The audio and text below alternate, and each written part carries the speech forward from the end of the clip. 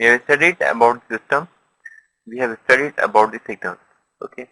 We have studied the different types of system. We have also studied different types of signals. We have classified signals into various class. Then we have studied the operations which can be done on the signals. We also studied the properties of the system. Okay. Now, various problems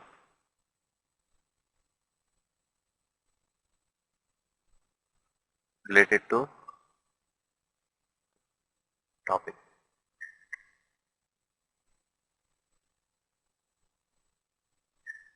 Determine a signal Yt. Just I'll write.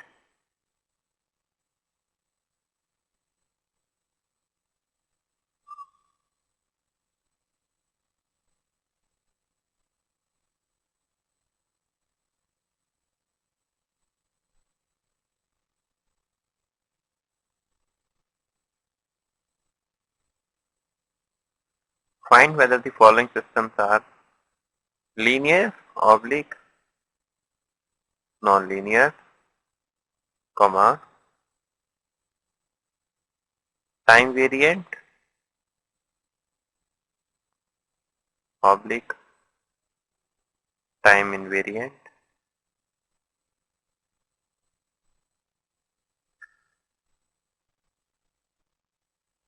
memory, oblique, memoryless, causal, oblique, anti-causal, and stable, oblique, unstable. So we have to determine whether the given system to which category it belongs. Okay. The first one among them is Yt equals to sin t plus cos t. Here we are seeing no xt, but we are seeing t. Okay. That means the input to the system is only time. Okay. And depending on the time, it is giving the output Yt. Now, if this is function Yt, then Yt is non-linear. It is time invariant because input and output are directly related by a function of time.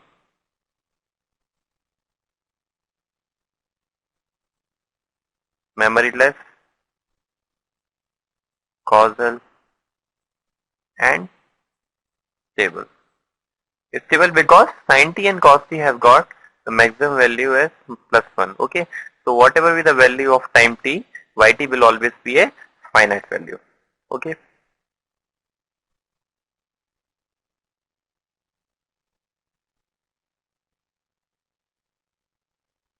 Next. Yt is equal to e to the power j 2 pi t. Okay. Value of it.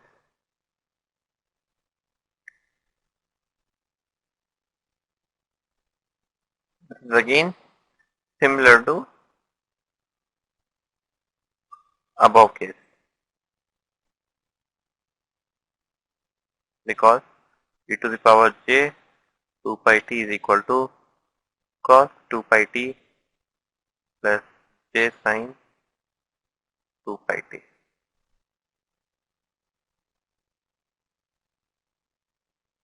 Yt is equal to e to the power x of t minus 1. What type of system it is? This is again a non-linear. Okay.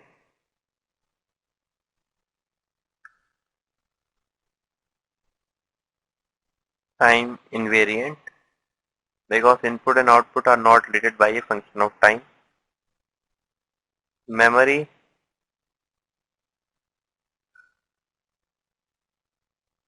because it has depends on the one past value. Non-causal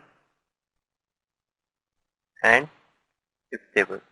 If xt is bounded, then yt will also be a bounded function. Okay, will have a bounded value.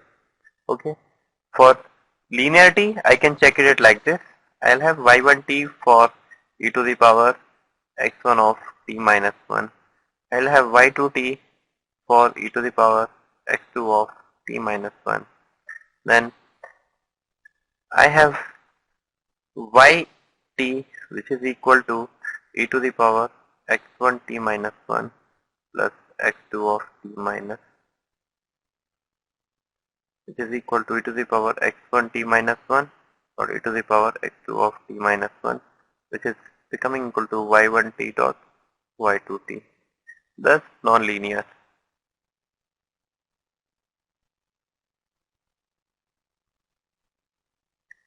Okay, understood. If it is addition instead of multiplication, then it would have been a linear. But here that condition is not satisfied. Next one will be yn equals to n x square n. Okay, this is non-linear because it's square term.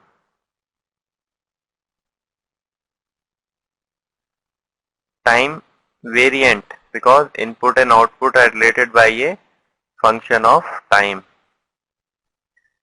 It is memoryless.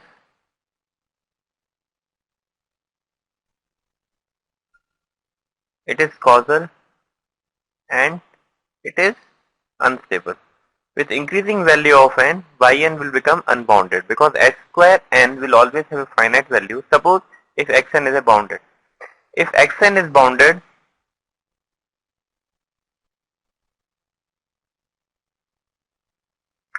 x square n will be bounded.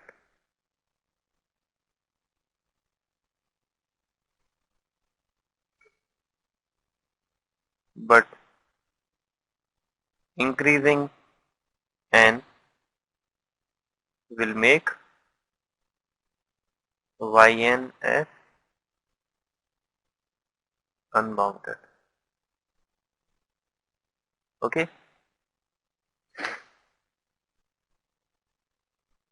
Next we'll see few problems related to the finding the period of the signal. Find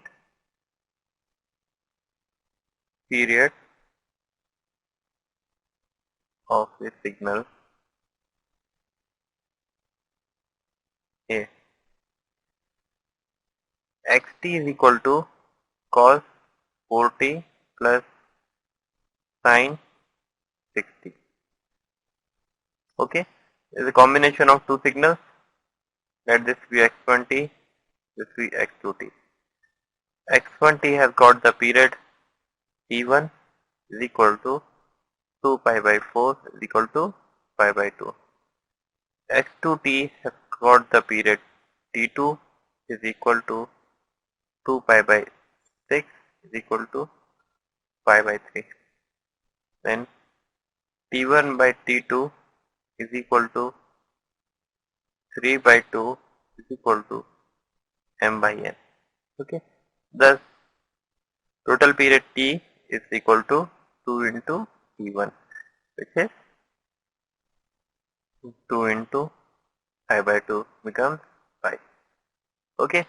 This is a way of finding the period for the summation of two signals. Suppose if now we have find this one more signal is added to this, then we can take that signal and use with the following t. So we can find the period of two signals, then we can add with one more signal to it, then we can find the period for those signals. Okay.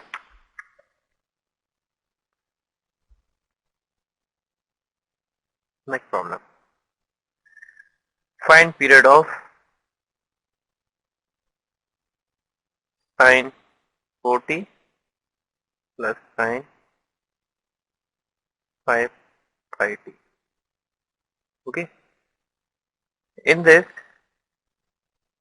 x1t gives me period t1 is equal to pi by 2.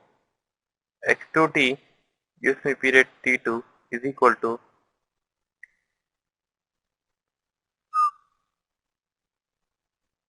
2 by 5. Then T1 by T2 is equal to 5 pi by 4, which is not equal to a rational number because pi is irrational. Thus, this thing makes the full signal non-periodic. Sin 4t itself is a periodic. Sin 5t individually it is a periodic, but when these two are added together, it becomes a non-periodic. Okay. Generally, pi is an irrational number, but in continuous time domain, this is treated as a periodic. Okay. But in discrete time domain, if pi comes, then it is a non-periodic. In discrete time domain, a signal always to be have a integer. Period always to have a always to be an integer value. Okay. Take example of one discrete time signal. Find period of xn where xn equal to cos 6 pi n plus sine 2 pi n. Okay. Then following the rule equal to k by n, I'll have 6 pi by 2 pi is equal to 3 by 1 is equal to k by n. This implies that n1 equal to 1. 2 pi by 2 pi is equal to 1 upon 1 is equal to k by n2. This implies that n2 is equal to 1. Thus overall n will be the LCM of n1 comma n2, which is equal to 1. Okay, simple. Similar way, find the period of xn equal to sine square pi n by 8. I can write sine square pi n by 8 is equal to 1 by 2 1 minus cos pi n by 4. Okay, so I will have two signals, which is one is 1 by 2 minus 1 by 2 cos pi n by 4. Period of 1 by 2 is 1 because these are the discrete samples of magnitude 1 by 2 placed at regular interval.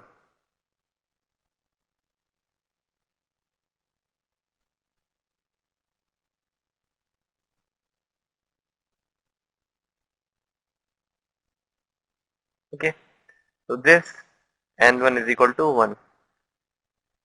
Cos pi n by 4 period is omega naught by 2 pi equal to k by n, which is equal to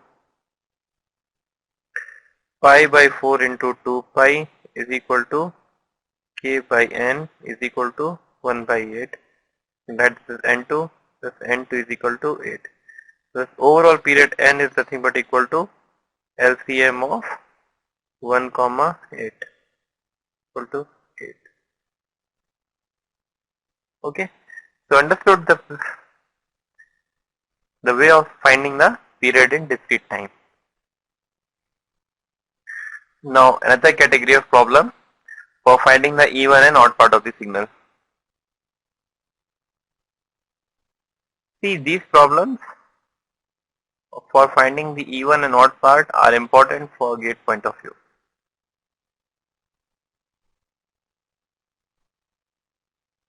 Okay, I have signal xt is equal to ut. Okay, for finding the even part, I know the relation is xt plus x of minus t whole divided by 2 becomes ut plus u of minus t whole divided by 2, which is equal to 1 by 2. Okay, for x naught t, I have another formula xt plus minus x of minus t whole divided by 2. This becomes ut minus u of minus t whole divided by 2. This is equal to 1 by 2 signum function t. Okay. So thus ut can be written as half plus half signum function of t. Okay. Signum function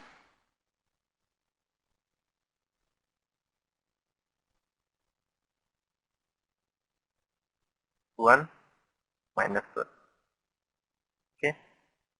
This is the signum t. Understood. Thus we have applied the formula and kept the value. We got the result. Now, another problem in this is xt is shown by one signal shown in graph. I have 1, 2, 3.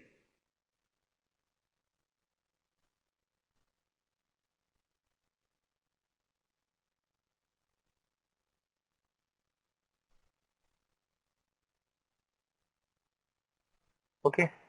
I have to find even and odd part of this signal. Now, xt is given, x of minus t can be drawn as like this.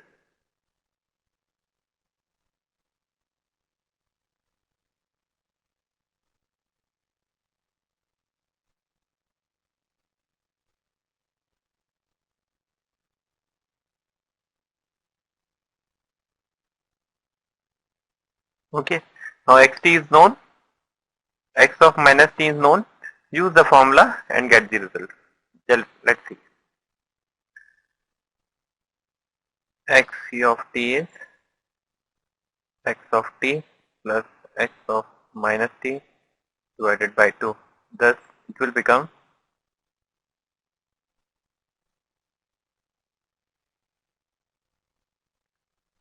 minus 1 plus 1, 2, 3, minus 2, minus 3.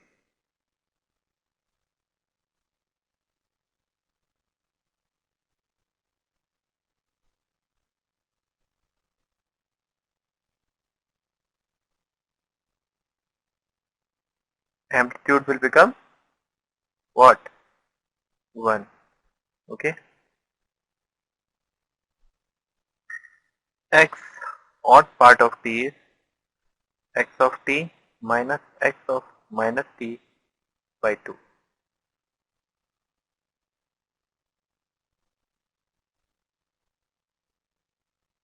This will become like 1, 2, 3,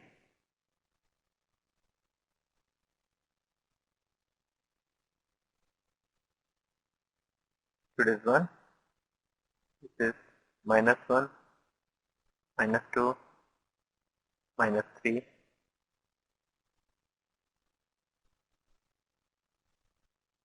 Okay. So in this way,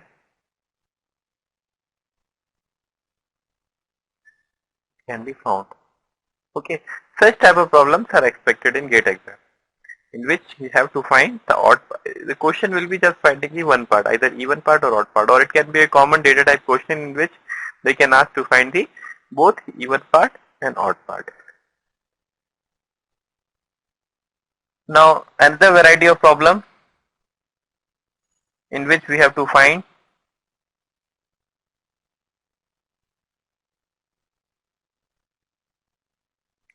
whether given signal is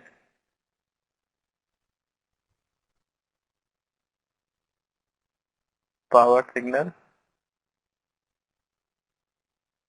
or energy signal.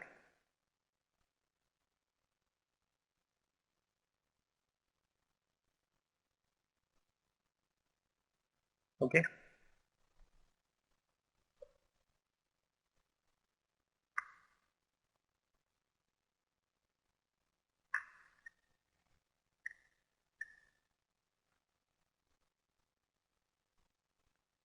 xt equal to cos 2t. We have to find whether this is a power signal or energy signal. Now, xt is periodic signal. So, if it is periodic signal, then definitely it is going to be a power signal. Okay. So, I can write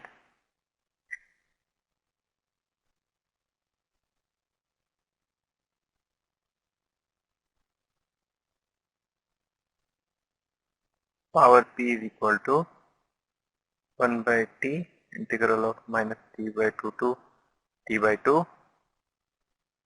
cos square 2t dt. If we integrate and find the result, we will get 1 by 2. Okay.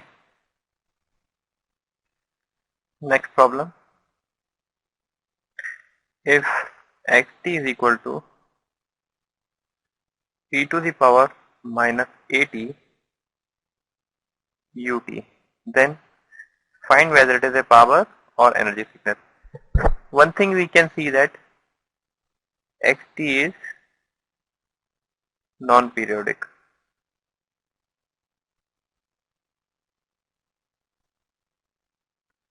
Thus, it is energy signal.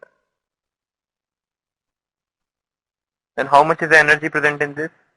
E equal to minus infinity to infinity e to the power minus 2at ut dt.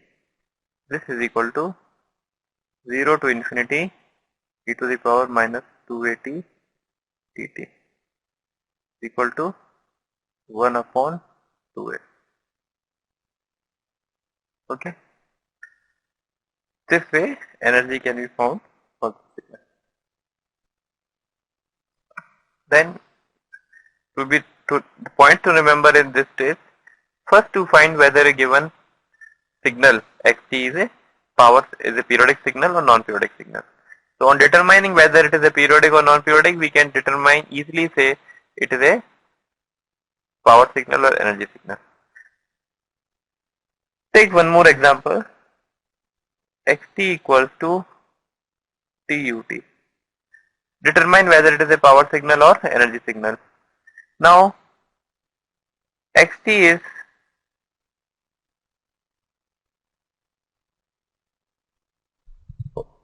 non-periodic. Okay, we can see that.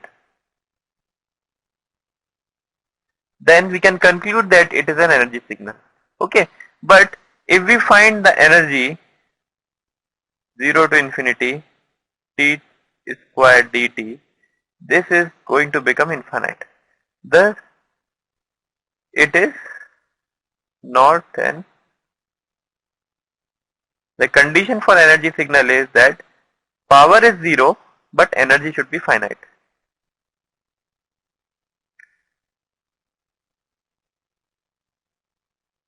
E is tending to infinity. Okay, the ramp signal is a case where it is neither periodic, neither power signal nor energy signal. Now another variety. Find the equivalent structure for the given combination of system.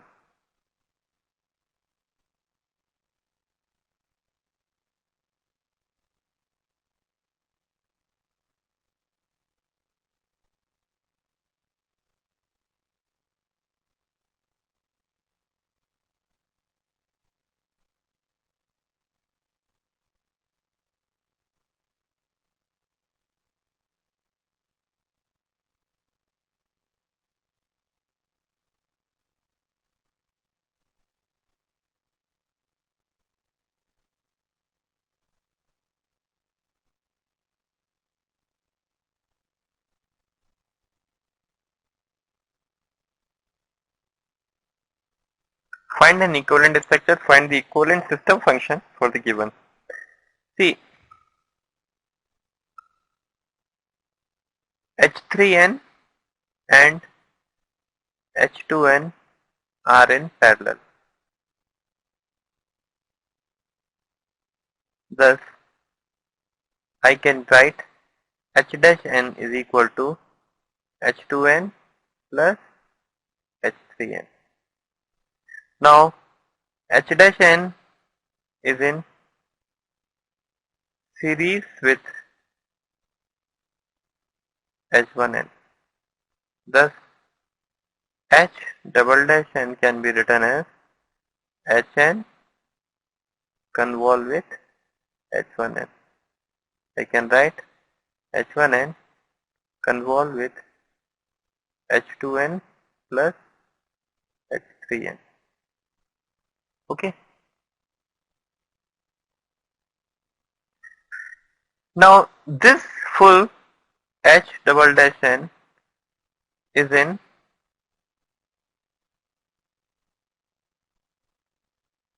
H double dash n is in parallel with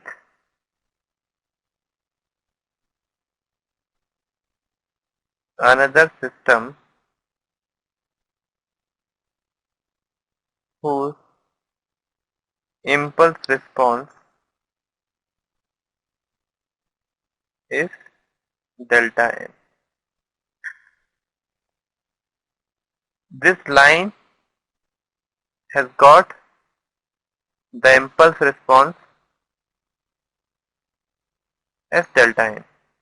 You can see once again, this thing has got impulse response delta n, because when it is 1, I can write here delta n. So the total response Hn will be H1n convolve with H2n plus H3n plus delta n. This is the answer for this. Okay. So these are the few problems which are the typical problems expected and typical type of problems expected in GATE exam. Okay. We will see more number of problems, and you will do more number of problems when you will take up the test series and when you will take up any